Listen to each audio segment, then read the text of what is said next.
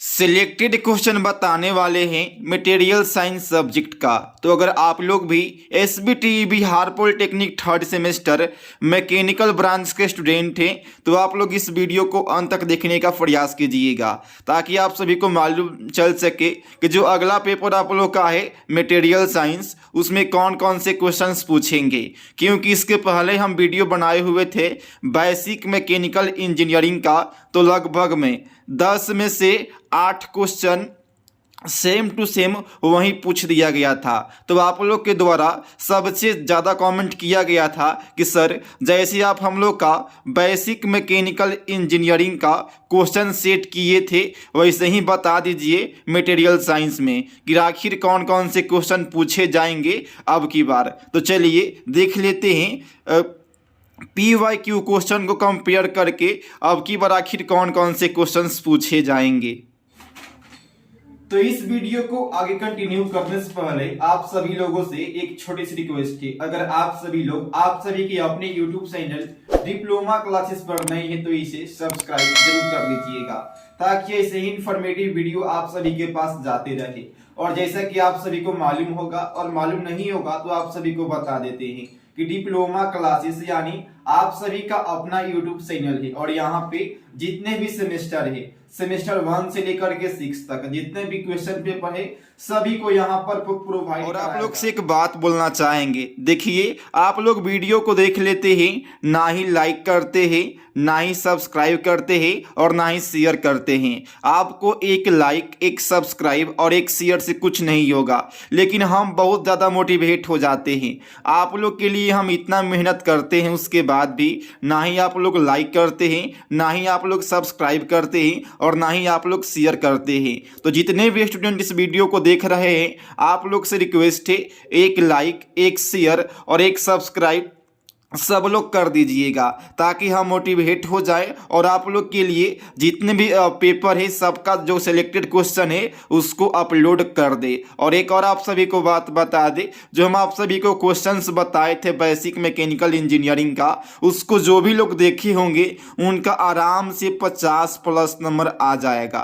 क्योंकि जो आपके एग्जाम में 10 क्वेश्चन पूछा गया था तो उसमें से 8 क्वेश्चन जो हम सिलेक्टेड क्वेश्चन दिए थे उसी में से सेम टू सेम आ गया था। तो चलिए देख लेते हैं जो मटेरियल साइंस है इसमें आखिर कौन कौन से क्वेश्चंस पिछले बार पूछे गए हैं और उसके कंपेयर के आधार पे अब की आखिर कौन कौन से क्वेश्चंस पूछे जा सकते हैं। तो देखिए पिछले बार आप लोग से पूछा गया है डिफाइन द फॉलोइंग टर्म, यानी आपको 2 टर्म दिया गया है, स्पेशलिटीज और दूसरा है एटॉमिक पैकिंग फैक्टर। तो देखिए जो एटॉमिक पैकिंग फैक्टर है ये इंपॉर्टेंट क्वेश्चन है, इसको हर एक साल पूछा जाता है। और जो स्पेशलिटीज है ये भी रिपीटेटिव क्वेश्चन है, आप लोग इसको पढ़ लीजिएगा।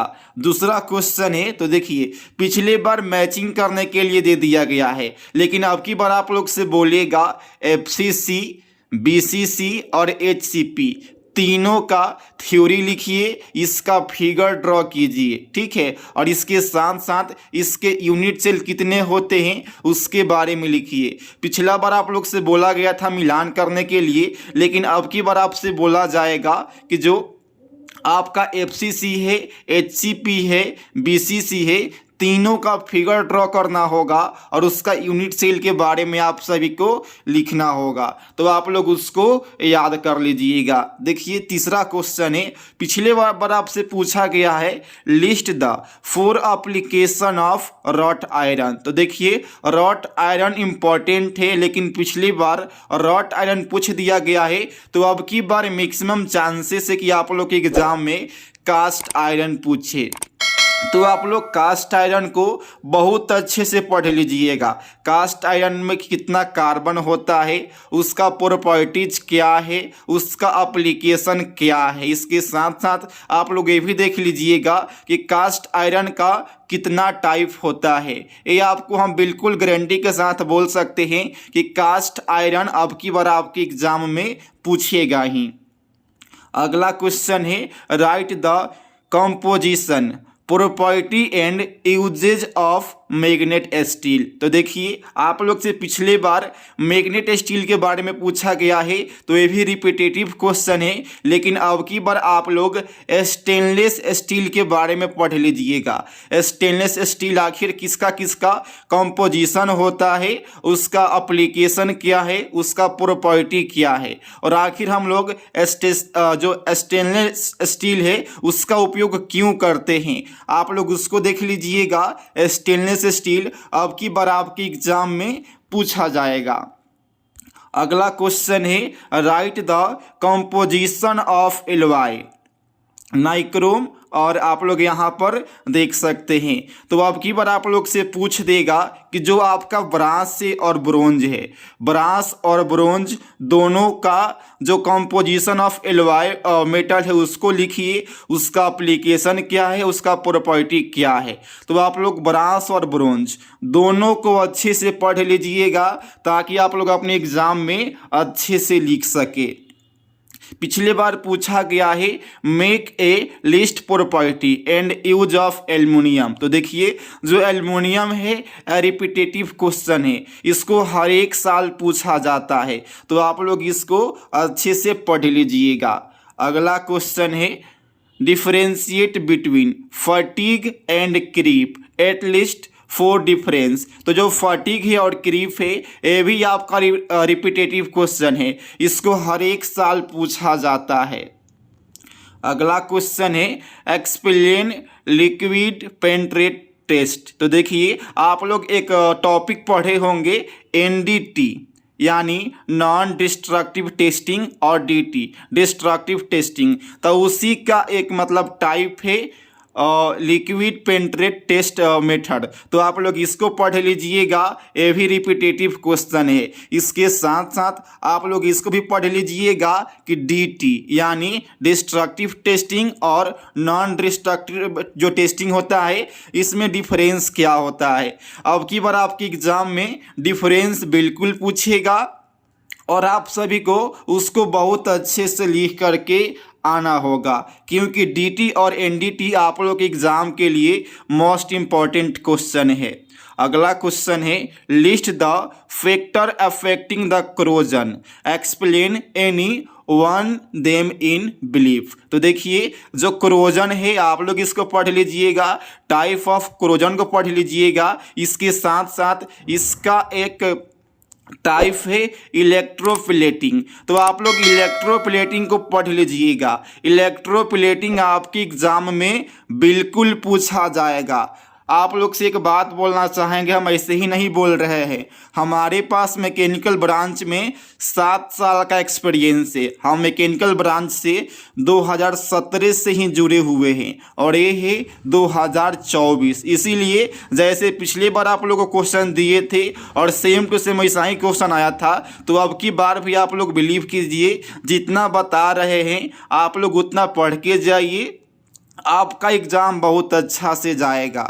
अगला क्वेश्चन से write the pollution norm for trending as per standards. तो आप लोग इसको भी पढ़ लीजिएगा, एक क्वेश्चन भी हर एक साल रिपीट करता है। देखिए जब आपके PYQ क्वेश्चन से उसमें 10 टोटली 20 क्वेश्चन पूछे जाते हैं, यानी 10 क्वेश्चन और 10 उसके अथवा में, तो इसमें से 5 से 7 ऐसे क्वेश्चन होते हैं जो रिपीटेटिव क्वेश्चन होते हैं, उसको हर एक साल ही पूछा जाता है। तो आप लोग इसको पढ़ लीजिएगा, इसको अब की बार पूछेगा। अगला क्वेश्चन है compare between primary and secondary bond in solid up to 6 point. तो आप लोग इसको भी पढ़ लीजिएगा, ये भी आपके एग्जाम के लिए रिपीटेटिव क्वेश्चन है।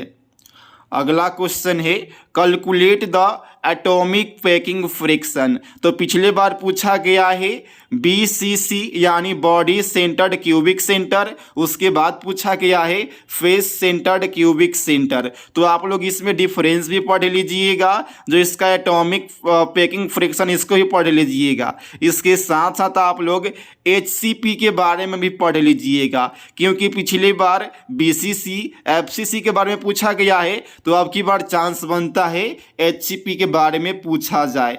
और मोस्ट इम्पॉर्टेंट और लगातार हर एक साल हर एक साल इस क्वेश्चन को पूछा जाता है, कभी भी ये क्वेश्चन ड्रॉप नहीं होता है। ड्रॉ द आयरन कार्बन जो यूक्लिबिडियम डायग्राम है उसको, ये आपका मोस्ट इम्पॉर्टेंट क्वेश्चन है, आप लोग इसको पढ़ लीजिएगा। देखिए यह जो क्वेश्चन है सबसे पहले आपको इसमें एक डायग्राम बना देना होगा। डायग्राम कैसे बनता है उसको हम जो टेलीग्राम है उस पर शेयर कर देंगे। डायग्राम में आप सभी को भी दिखाना होगा कि जो आपका स्टील है उसमें टोटली कितना परसेंट कार्बन होता है। इसके साथ साथ आप सभी को भी दिखाना होगा कि ऑस्टेनाइट क्या होता है, सीमेंटाइट क्या होता है और फर्लाइट क्या होता है, और तीनों का जो रिएक्शन है कितने कितने डिग्री सेल्सियस पर होता है आप सभी को भी दर्शाना होगा। और यह क्वेश्चन जो है आप लोग बिल्कुल पढ़ के जाइएगा, आपके एग्जाम के लिए मोस्ट इम्पॉर्टेंट क्वेश्चन है। हर एक साल इसको पूछा जाता है, कोई भी ऐसा साल नहीं हो जिस साल इस क्वेश्चन को नहीं पूछा गया हो, तो आप लोग उसको अच्छे से पढ़ लीजिएगा। अगला क्वेश्चन है, make a list of comparison between mild steel and high carbon steel up to 6 point. तो देखिए जो माइल्ड स्टील है और हाई कार्बन स्टील है, ये भी आपका रिपीटेटिव क्वेश्चन है, इसको पढ़ लीजिएगा। अगला क्वेश्चन है, और आप सभी को हम पहले ही बता दिए थे कि ब्रोंज, ब्रास और जो इनकोनेल मटेरियल है यानी जो इसका एलोइंग मटेरियल है उसके बारे में आपसे पूछा जाएगा। कभी कभी यह भी पूछ दिया जाता है कि जो मेटालिक एलॉय क्या है और नॉन मेटालिक एलॉय क्या है, आप लोग उसको भी पढ़ लीजिएगा। पिछले बार ब्रोंज पूछा गया है तो अब की बार मैक्सिमम चांसेस है कि ब्रास पूछने का, तो आप लोग ब्रास को बहुत अच्छे से पढ़ लीजिएगा। अगला क्वेश्चन है, defined bearing alloy also discuss the property. तो आप लोग बियरिंग एलॉय को पढ़ लीजिएगा, इसके साथ साथ आप लोग भी पढ़ लीजिएगा कि जो वायरिंग होता है वो आखिर कौन कौन से एलॉइंग मटेरियल से मिलकर के बना होता है, ये भी आपके एग्जाम में क्वेश्चंस पूछे जाएंगे। अगला क्वेश्चन है, differentiate between fracture, ductile fracture, brittle fracture. तो देखिए पिछले बार डक्टाइल, ब्रिटाइल के बारे में पूछा गया है, तो अब की बार आप लोग से पूछ सकता है इलास्टिसिटी क्या होता है, प्लास्टिसिटी क्या होता है, डक्टिलिटी क्या होता है, मालिएबिलिटी क्या होता है। जो प्रॉपर्टी है मटेरियल का आप लोग उसको पढ़ लीजिएगा, वो भी क्वेश्चन आपके एग्जाम में पूछे जाते हैं। तो प्रॉपर्टी क्या क्या होता है, इलास्टिसिटी होता है, प्लास्टिसिटी होता है, मालिएबिलिटी होता है, डक्टिलिटी होता है, हार्डनेस होता है, क्रीप होता है, फटीग होता है।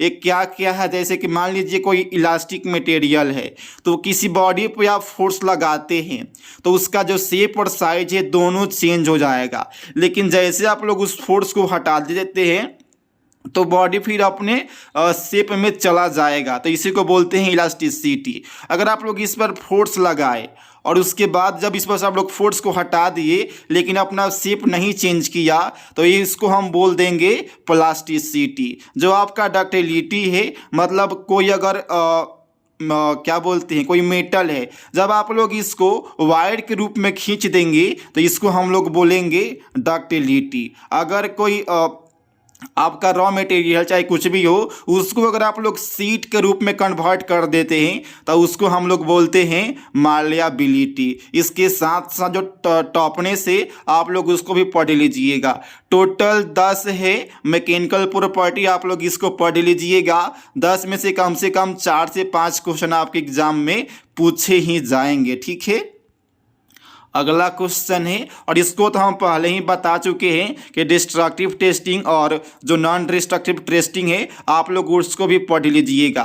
तो पिछला बार पूछा गया है डिस्ट्रक्टिव टेस्टिंग के बारे में, तो अब की बार आप लोग एनडीटी के बारे में पढ़ लीजिएगा। एडवांटेज क्या है, डिसएडवांटेज क्या है, आप लोग इसको पढ़ लीजिएगा।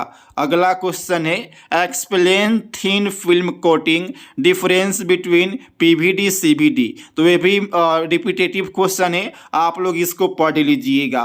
और यहाँ पर दिया गया है टाइप ऑफ क्रोजन, इलेक्ट्रोप्लेटिंग और हार्ड फेसिंग, ये भी आप लोग पढ़ लीजिएगा बस। यानी टोटली आपको बताए हुए हैं, ज़्यादा नहीं, 15 क्वेश्चन होगा। 15 क्वेश्चन अभी आपकी एग्जाम के लिए बहुत घंटा टाइम है। आप लोग 15 क्वेश्चन को रट लीजिए। 15 क्वेश्चन में से 10 क्वेश्चन पक्का आपकी एग्जाम में पूछेगा ही। अगर आप सभी को इस पेपर को लेना होगा तो आप सभी के अपने यूट्यूब चैनल डिप्लोमा क्लासेस के official Instagram ID diploma classes 1, आप लोग वहां पर मैसेज कीजिएगा। इस पेपर को आप लोगों के साथ शेयर कर देंगे। इसके साथ साथ आप लोग इस वीडियो को अपने अपने ग्रुप में शेयर ज़रूर कीजिएगा, ताकि जो आपके दोस्त होंगे वो भी आज का वीडियो देखे और बेसिक मैकेनिकल इंजीनियरिंग का जैसा ही इसको भी पढ़े और आप लोग मैक्सिमम मार्क्स इस पेपर में ला सके। और आपके एग्ज़ाम के लिए बेस्ट ऑफ लक।